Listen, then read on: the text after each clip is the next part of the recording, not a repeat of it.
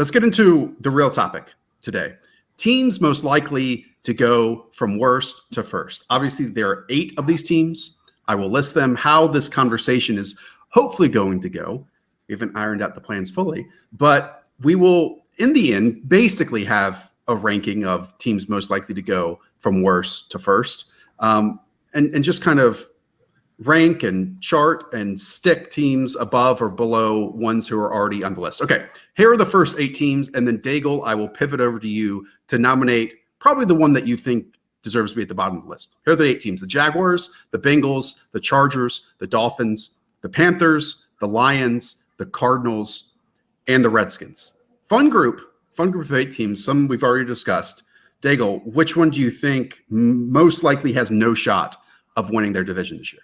We already disagreed pre-show because I genuinely think 5 of these teams don't have a chance. But I do like talking about the bad teams because they can still be exciting. And one of the exciting bad teams, I'm sorry, Panthers insider Josh Norris, but the Panthers just cannot compete in the NFC South. Yes, their offense could be explosive, and I should say Brian Burns, Derek Brown, Yetur Gross-Matos, exciting blue chippers, but there is no question that defense and that unit and that division and that conference and the entire league will finish as one of the worst, just because they do not have the personnel in place, especially with all the young players to compete this year. The offense, again, we like in fantasy just because we expect this defense to perform poorly. And I just don't think you can keep up and match teams when you have Dante Jackson, Eli Apple, and Troy Pride basically leading your nickel product every single Sunday. Yeah, man. I think there'll be a fun offense for sure, but I'm with you, Daigle. And going through these teams before the podcast, I kept finding myself saying the same thing. Like, well, the defense maybe gets lucky, has some good turnover luck this year. You know, they threw some pieces at it. Maybe they get to average. And, hey, maybe the offensive line gels and is better than we thought. But on paper, no, this should be not only a league worst defense, but the offensive line should be in a worse spot than they were last year after getting rid of Turner and only getting Okung back. So maybe Teddy with Brady and just all these, yak monsters they have throughout the offense, they can do a check down heavy scheme that, makes the most of what they got. But, we really need this Panthers team to perform pretty much in their 99th percentile in order to compete in this NFC South this year for sure. Yeah, it would be a shock if the Panthers defense isn't in the bottom 10 against the run and the bottom 10 against the pass. There are less talented teams that we are going to talk about, but no one is in a more difficult division than the Carolina Panthers. Like, I'm sure we'll get into this conversation. Well, if their luck goes this way with an injury, another team, maybe they have a alleyway or a path to winning the division. There's no chance for the Panthers. Like Drew Brees, Tom Brady, and Matt Ryan all have to get injured in order for the Panthers to have success. And I mean, again, you both have mentioned it. The offense is going to be fun, but it's just not a team that is complete enough to topple all 3 of those that we discussed. And I totally agree that they belong in the bottom 2 to 3 on their list.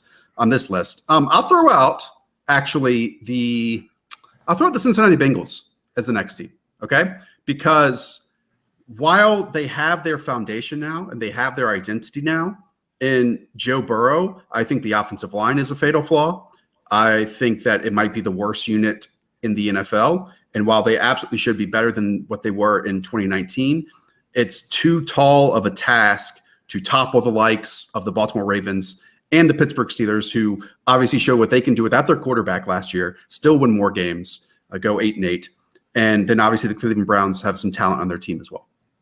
Yeah, I mean, going through these teams, like individually, I don't think the Bengals deserve to be in the bottom 2. But when you add the notion that, okay, they are in just this completely loaded AFC North, I kind of see why they're down here. But, with those questions, at least this offensive line gets Jonah Williams back. They essentially, have that second first-round pick coming. And the defense, we talked about this with the Jets this offseason in terms of their offensive line, where they just threw a ton of resources at it, hoping something's going to stick. That's kind of what the Bengals did on defense. I mean, they took Vikings cornerbacks Mackenzie Alexander and Trey Waynes. They got Von Bell from the Saints. They paid DJ Reader a ton of money to hopefully go solidify that interior defensive line. I mean, there were still some decent players on that defense last year, with Atkins, Dunlap, even William Jackson was kind of playing through some injuries. You've seen him play at high level in the past. I mean, if Joe Burrow is as good as he looked last year, which was one of the best college quarterbacks we've ever seen, I can see this Bengals team, flirting with 500, but it just comes back to, okay, they're not going to top the Ravens. If Big Ben's healthy, they're not going to top the Steelers. And I think we all expect the Browns to go forward too. So, hey, I'm up Bengals 2021, guys. Let's get it.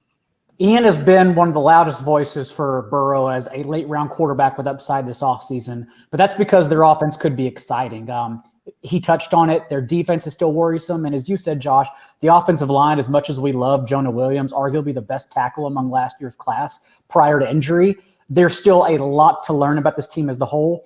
And the fact is they still have the 11th toughest schedule based on Vegas win totals alone, if only because they're in arguably the toughest division in the entire league. Because if we project the Browns to also be better this year under a new regime, that kind of just pushes the Bengals back since they're now forced to play three of the toughest contenders in the AFC twice.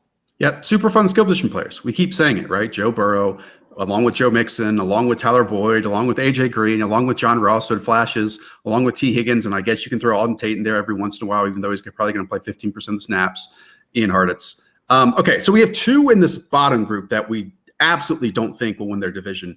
Ian, is there anyone else you think belongs in this grouping? And then we'll kind of rank those three. Yeah, I think the Washington Redskins also belong in this bottom three, and kind of like the Bengals. I mean, it's just the NFC East is just really looking kind of stacked with the Cowboys and the Eagles on top. I know they've had that really weird, like, decade-long streak of there not being a repeat NFC East winner, but even the Giants, I think, I mean, just in terms of the offense, they have a chance to outperform the Redskins this year as well. I mean, there is one just massive strength on this Washington roster, and that is the defensive line. They've just invested so heavily in this over the years. I mean, Chase Young, Montez Sweat, Daron Payne, Jonathan Allen. These are all talented first-round picks that they've gotten since 2017 alone. We still got guys like Ryan Kerrigan on there who've been doing their thing for much longer. So the D-line is complete nasty. Even though, I'm a OSU homer as much as the next guy, I'm quietly looking forward to seeing the leaps Dwayne Haskins going to make in year two. It's just too much of a leap, though, considering they gave him pretty much no other weapons. Offensive line remains a massive issue. And on defense, like other than that defensive line, there's problems throughout the rest of the team. So maybe among these groups, like I might take that Washington defensive line and put that position group against any other position group on a team, but everywhere else, they're just below average. If Dwayne Haskins makes a leap, and if this front seven proves to be ferocious, they should legitimately hang a banner in the arena because that's a win this year. I mean, you basically are giving them no expectations whatsoever. So to come away with anything to build on in 2021 is ultimately a victory for a team that stripped their entire front office and GM and yada, yada, yada, just to get new blood in there to create something hopeful for this year. Just having this conversation right now, for some reason, I'm kind of most hopeful for Washington compared to the other two teams we just talked about. And maybe it's because of, Dwayne Haskins being the latest to post thirst traps on Twitter, where it makes me buy in a little bit to his progression of what might be there. But, I'm excited about Terry McLaurin. I'm excited about Antonio Gibson. I'm excited to see what Scott Turner can do as a play caller who can manufacture touches. And most importantly, and it's a great point that you made, Ian, that Washington defense, namely the front, is probably the best position group that we've talked about so far. And, optimists would say that it might be headed in the direction of the 49ers defensive line and being able to pressure and create disruption up front. And we saw how much that aided them. I would also say, though, that the 49ers had one of the, if not the best linebacker in the league last year, and also have Richard Sherman and a bunch of talent in the secondary as well. Again, I like Washington. I'm probably more optimistic than I was 3 weeks ago on the Redskins, and I would put them third from the bottom. This is how I would rank it, and you guys let me know if you disagree with this, okay? For the bottom three, it would be Washington, then the Bengals, then the Panthers. The Panthers being 8? Yes. Would you flip them with the Bengals? No, I think that's fair. I would say the top of the NFC East isn't maybe as strong as the top of the other divisions. And it's hard to say much nice things about the rest of the Washington roster other than the D-line. So yeah, that's fair. Yeah. Look, I mean, again, I think the Panthers have a better roster than the Bengals. I think they're a better team than the Bengals. You can obviously make that case with the Washington Redskins as well being worse than the Panthers, but I just see absolutely no way they can topple all three of the teams to win the NFC South because that is the most loaded division in football. Okay, so we have 6, 7, and 8, the Washington Redskins, the Cincinnati Bengals, and the Carolina Panthers. I'll just throw out a team. I'll throw out a team here. Let's go to the Jacksonville Jaguars. I mean, crazy how much a team can change in the last few years, right? I mean, this was a team a couple years ago with Blake Bortles at quarterback that was built on defense, had the best defense in the entire league. AJ Boye, Jalen Ramsey, guess what? Both those names are gone now. You know, they had to immediately pivot over to this unknown rookie last year who showed exceptional playmaking ability. I mean, I was stunned each time I went back and watched Gardner Minshew because there were times early in the season when he played like the best rookie quarterback in the NFL. You know, he doesn't have the best arm. He plays unbalanced a lot, but he wills plays out of his team. And I think he's a direct connection as to why DJ Chark was an absolute breakout player last year. This is a fun team that has a lot of talent on it, but I am drastically nervous that they haven't done enough from a coaching perspective, from a front office perspective, that gives me enough confidence that they really have changed as much as I actually think they have. And remember, Minshew was the overall quarterback 10 in fantasy through his first 8 starts before the team basically had to put Nick Foles back in and test the waters with that contract they gave him in the offseason. I'm not saying they can win these games, okay, because they still have incompetency at the head of the table and that coaching staff they kept around. But arguably no team opens the year with a softer schedule. And that's what makes Minshew in this offense so much fun to view.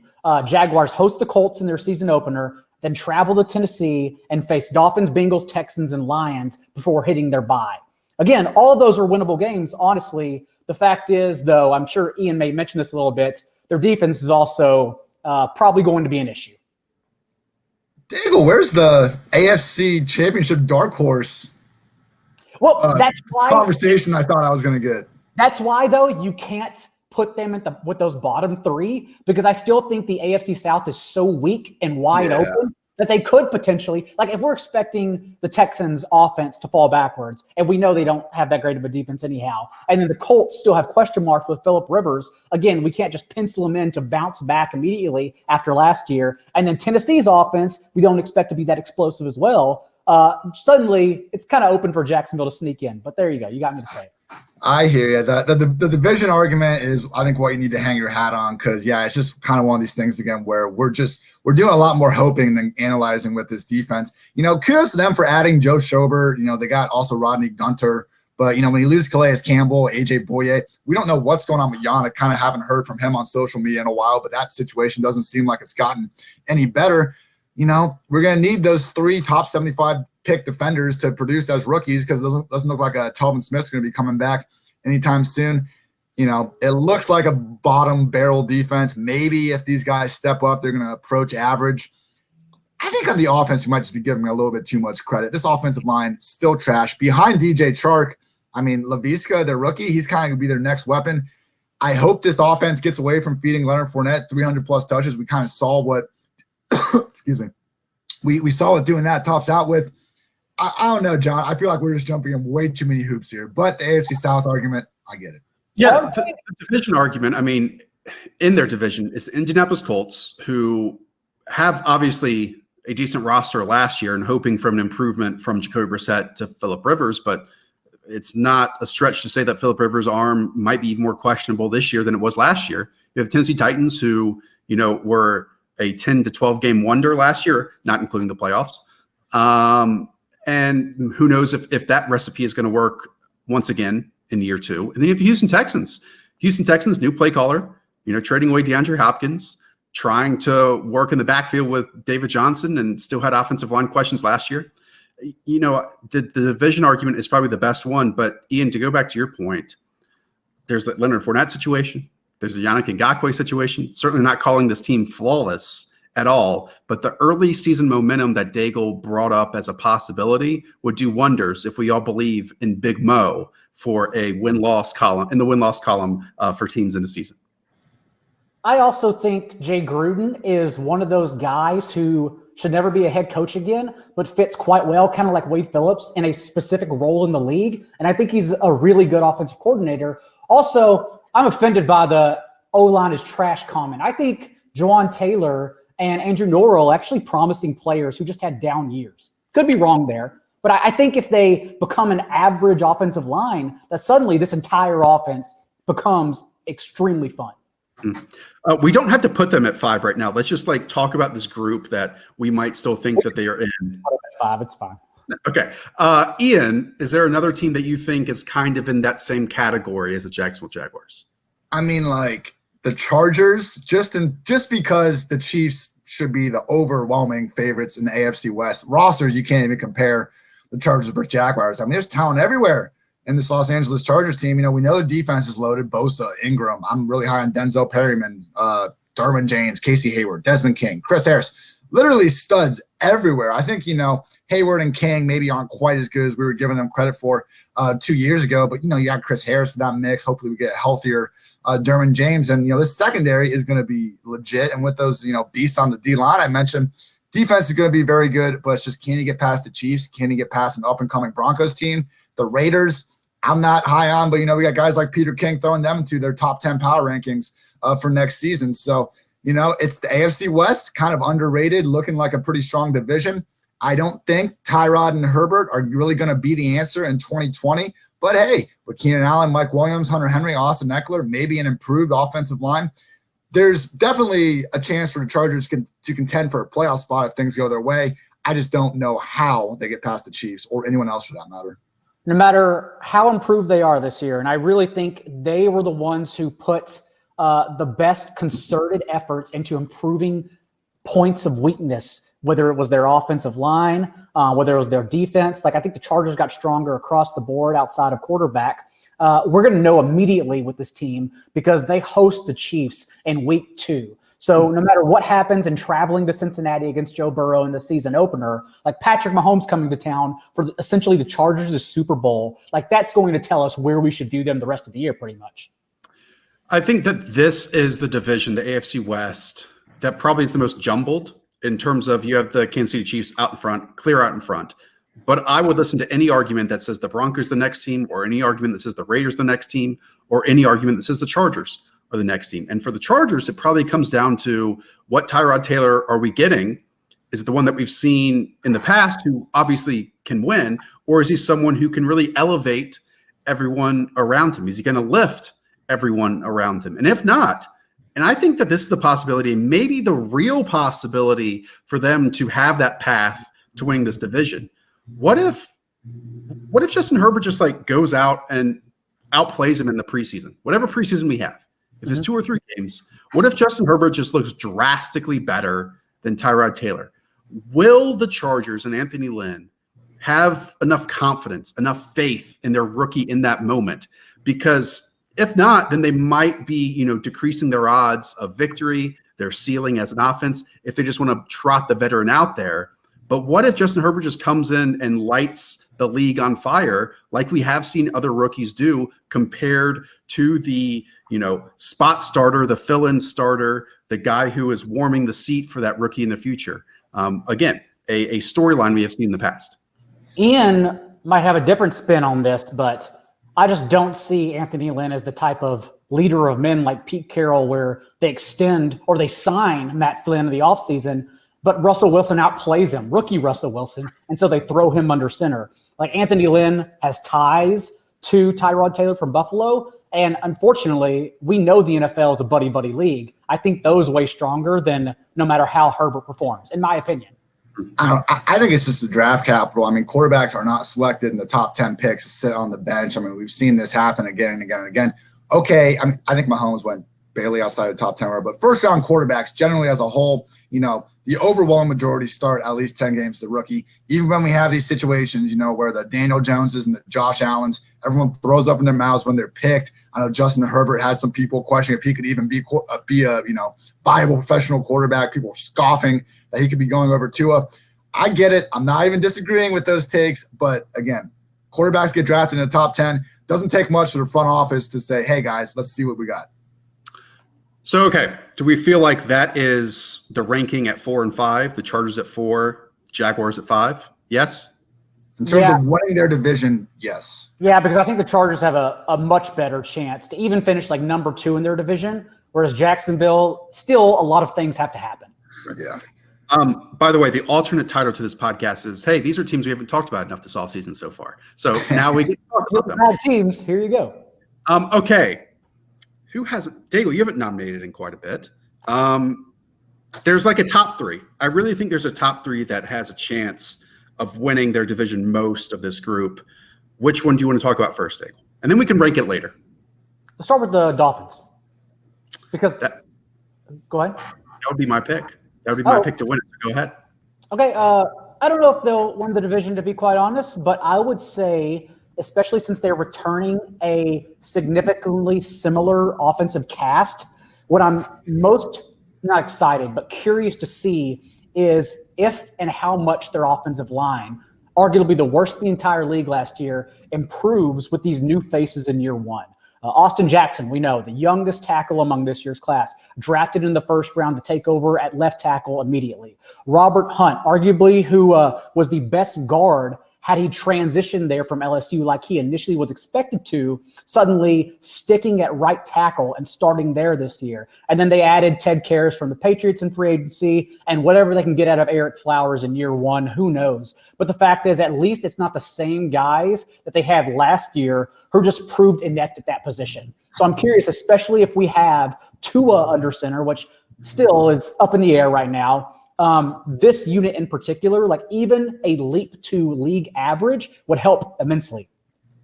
Yeah, I mean, Tua gives them the ceiling. I'll give them that. I just think we're kind of overrating this Dolphins team from last year. I think they're still a year away. Look, they had the really fun Week 17 win over the Patriots. They shocked everyone when they beat Philly in Week 13. You know, they lost to the Jets and Giants like pretty convincingly between that. So this was never a good football team. The only success they had on offense all year was Fitzpatrick throwing up 50-50 balls to Devontae Parker, Mike Gesicki earlier in the year, Preston Williams. You know, maybe Tua is perfectly capable of doing that as well. But I think with, kind of his, we're hoping we're getting 100% Tua. Everyone's telling us his hip's fine, but the offensive line better be okay, because if not, we could be going back to Fitzpatrick sooner rather than later. So just one of these things, Fitzpatrick led this team in rushing last year. It's just, I know the AFC East is down, but I think the Dolphins were still very far away from being a good team last year. We were all just pleasantly surprised when they turned out not to be one of the worst teams in NFL history. I guess I got a cape for another team on this podcast. Look, you forgot to mention they also beat the New England Patriots in Week 17, a Patriots team that was absolutely trying to win. This is a team that maybe has the best 2 corners in the NFL, the best 2 starting corners in the NFL in terms of a pair, and Byron Jones and in Xavier Howard. Then they spend a first-round pick on Noah I, as we refer to him in this podcast. So, look, if great defenses across the league are prioritizing secondary over pass rush, boom, the Dolphins have that. You mentioned that, sure, this offense was a bit hit or miss last year with Ryan Fitzpatrick at quarterback. You mentioned Preston Williams. He only played a handful of games and was a fantastic college free agent. Devontae Parker finally hit his stride, hit his peak. What if that only continues? Mike Gesicki, it feels like they didn't really realize how to use him until halfway through the season. And yes, I think they have 2 running backs now on the roster better than what they had at the end of last season.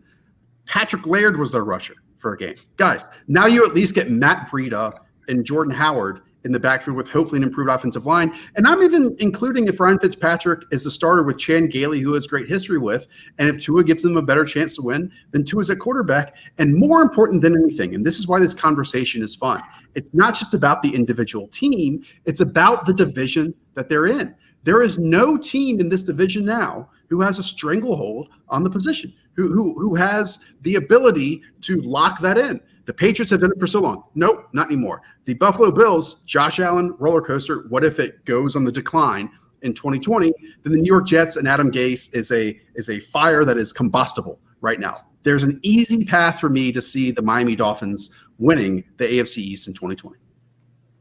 Oh, man, we want to go there? I guess. First of all, I would take the Ravens. Again, I want to frame it in this conversation. I'm not picking the Dolphins to win. I've obviously picked the Bills to do it. But No, in it's this wide open. conversation, I absolutely think they might have the best shot. It's wide open. I had him as my number 2 team, so I'm not super disagreeing with you here. One issue I'm going to take, I would take the Ravens, Patriots, Saints, Steelers, and Chargers starting cornerbacks over Byron and Xavier.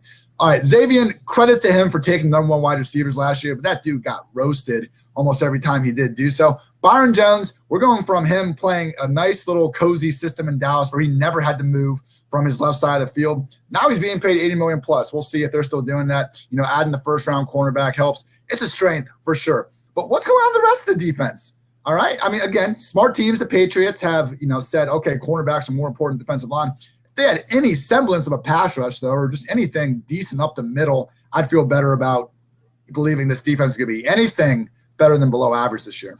Well, they did spend a first-round pick in 2019 on Christian Wilkins, so maybe he takes a step in 2020. They went out and signed, somewhat low-priced free agents in terms of the edge rushing market, and Shaq Lawson, Emmanuel Ogba, and maybe there can be some rotation for that. And then you bring in Calvin Noy, who has absolutely been a pass rusher for the Patriots when asked and called upon to do that. I like the mix of young players and veteran players and guys who haven't played their best ball yet. And again, maybe I'm counting on Brian Flores to equal the coaching job he did in 2019, which was one of the best in the league. But in the scope of this conversation, I'd put the Dolphins at the top. I would. They brought in a few Patriots players purposely, obviously. I don't know. I don't know what you want me to say. Let's nominate another one then. I think we've talked about the Dolphins enough, and I'm sure we'll go back to this conversation. Yeah, why don't you talk about your Detroit Lions? Because on previous podcasts, you've hyped up the Lions as a possible offensive juggernaut in some situations. I got yelled at because they're one of the most fun teams to watch in the league, and no one recognizes that, all because we had to suffer through David Blau for a few starts, even though Jeff Driscoll was a lot of fun too. But the fact is they are an explosive offense. We've already talked about this with Matthew Stafford, led the whole league in air yards per attempt from under center in his first year under OC Darrell Bevell. And now we have everyone working together for an entire offseason. They brought back essentially the same offensive cast, whatever you think Geronimo Allison will do from the slot, even though I don't think he'll play over Danny Amendola much. Either way, they improved also with DeAndre Swift from the backfield. I think they remain one of the most explosive offensive teams and fun teams to watch in the entire league. The fact is, though, even though they should be able to compete, Matt Patricia is still there as head coach. And again, he is the reason why they went 3-1 in one-score games last year. Yes, that metric tends to regress from year to year, but I also think it doesn't whenever your head coach makes incorrect decisions most of the time. So I'm still worried about their win-loss category, but that doesn't mean they won't be a fun and explosive offense again in 2020.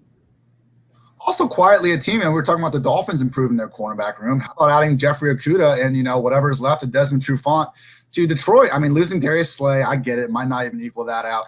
But we did see them throw a lot of pieces, particularly New England Patriot cast-offs, to this defense. They can't be much worse than they were last year. And, with that defense with Stafford, they were still competing to be the number 1 team in that division. I mean, they started the year 3-4-1 with Stafford, but one of those was a weird 4-point loss to the Chiefs where, 99-yard fumbles were going against them. And that 1-point loss to the Packers in that primetime game that was just a robbery and could have been overturned after the game, if we felt like it. So I get it. A lot of teams, there's fluky losses that go one way or another. We can do this for a lot of teams, but you have Stafford, who finally looked like this juggernaut that he's been paid to be for so long. Yeah, it turns out not checking the ball down the Golden Tate and Theo Riddick all game, he can do some good things. The NFC North is the big argument here, guys, because look, the Packers, we all know, Packers were an 8-8 team last year that went 9-1 in one-score games and were able to do that.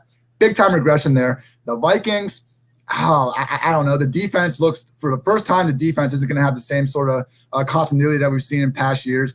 Can Kirk Cousins keep playing that great? At least some questions there. And the Bears, I mean, okay, we're going from Trubisky to Foles. We'll see if Foles is going to play, like Eagles Foles or like Doug Marrone, Jeff Fisher Foles. So NFC North could take steps back across the board. The Lions are not far away from competing in this division, guys. I know it's our number 1 team. You might be swaying me, Ian Hartitz. That's a great argument you just made. And we started this conversation off, criticizing offensive lines. I think we need to praise the Detroit Lions offensive line because it really allows that team to be inside of structure when they have a competent quarterback. And then you go and spend obviously a lot of money on Big V for him to play on the right side somewhere. And the conversation of this division, the one-score games of the Green Bay Packers, there's obviously going to be some regression that is inevitable for that team. The Minnesota Vikings, there's been a lot of turnover, and they still won 10 games, though, with how poorly that secondary named the cornerbacks played last year. And the Bills, the Bears, I just have zero ability to have any confidence in the Chicago Bears at all. Yeah, I can definitely see the Detroit Lions as one of the top two teams here. Before we rank these three, there's still one more team we need to talk about, Ian. That's the Arizona Cardinals. That is the Arizona Cardinals. And look, when you draft a guy, number one overall, generational quarterback, like some say, Kyler Murray, we should expect, a potential year two leap. And, I've talked about all off season how the 2020 Cardinals look a little bit like the 2019 Browns, but fantasy perspective, Kyler's rushing floor is just so high. I don't think that's really a fair comparison fantasy football wise. And we saw this run game last year already be one of the top units in the league up there with the Ravens, bringing back Drake and, having Kyler and Cliff still there. I think we should expect this offense, adding Hopkins, to take significant step forward, especially if they can kind of get back to that 4 wide receiver heavy offense that Kingsbury wanted to run in the first month of the season, had to kind of taper that off once he realized it just wasn't quite working out yet. So the exciting thing here is we actually have some true ballers in this defense. I mean, adding Isaiah Simmons, we might have 3 blue chip dudes if he's as good as, guys like Derwin James and Jamal Adams were able to be as rookies, because Patrick Peterson took some big-time lumps coming back from that suspension, but by the end of the year, he was starting to look like his old self. And also Chandler Jones, maybe one of the most underappreciated pass rushers in the entire league. I mean, 10-plus sacks in 5 straight seasons. This guy's incredible. Maybe the premier Jones brother, if you really want to get into it. But we look at this, and the NFC West, San Francisco, we saw what they did last year. Seattle, as long as Russ is under center, they're going to be contending.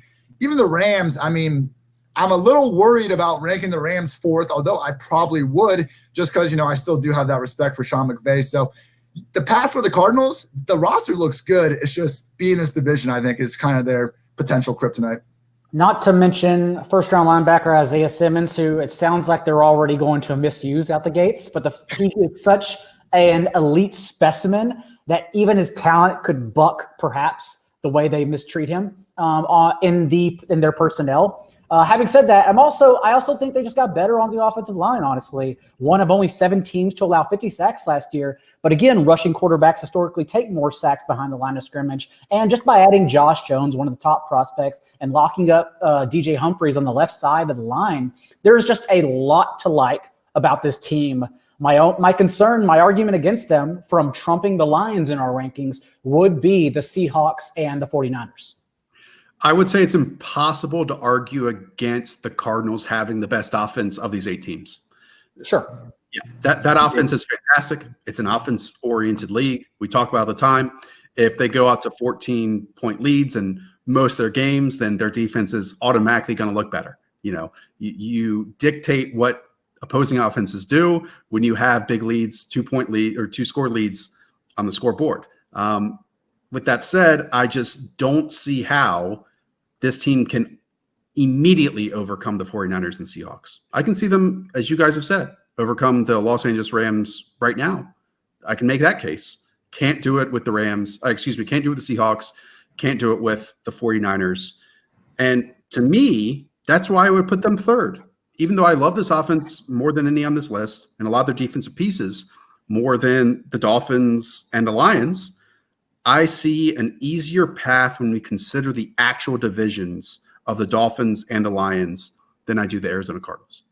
Yeah, and to the Cardinals' credit, I mean, they were kind of one of the first teams to have success against that 49ers defense last year, and that was why some sharp people were kind of on the Chiefs, also having an RPO-heavy offense. That was what gave the Cardinals a lot of success against San Fran. Should be a nice year 2 leap from Kingsbury and Murray and everyone involved, but yeah, that's the tricky thing about this, this practice. That's why the Jaguars are up there. It's not just about the team, it's about who they're playing. And they're also raising a statue of Jimmy Garoppolo in Glendale right now, since he pretty much owns the county. Performance last year against them. Okay, I nominate, this is how we rank them. Cardinals 3, Dolphins 2, Lions 1. I think that's a clean sweep for the Lions at number 1. We all had Lions at number 1. I did not, but I knew you guys both did, so I'm just not going to waste, another 45 minutes and try to argue that one. Can't beat Ric Flair. You can try. Can't beat him though. Okay. So this is our list of teams we think are most likely to go from worst to first, starting with the least likely. At 8, the Carolina Panthers. At 7, the Cincinnati Bengals. At 6, the Washington Redskins. 5, Jacksonville Jaguars. 4, Los Angeles Chargers. 3, Arizona Cardinals. 2, Miami Dolphins. And 1, the team that we feel is most likely to go from worst to first in their own division in the NFC North, the Detroit Lions. And at number 9, macaroni and cheese with ketchup, because it's never going from worst to first ever. Oh, it's the worst. It's the worst. Good job, guys. This was a fun conversation, a fun exercise that we somewhat had planned out, roughly, I might add. But I think we nailed it. Yeah? Ian, you happy? I'm happy. You know, I will come back stronger, John, but I just feel I've been so outdone in the T-shirt game. And as we all know, to be the man, you got to beat the man. So I got to come back here next week and beat John Daigle. Learning a little bit. That means you can tell we've been hanging out too often together. There you go. All right. That's going to do it for us. For Interjected John Daigle, for Ian Hartitz, I am Josh Norris. We'll talk to you on Friday. Up the Villa. See you soon. Hi, I'm Mike Tirico, and thanks for watching. Make sure to hit subscribe for the latest news and highlights from NBC Sports.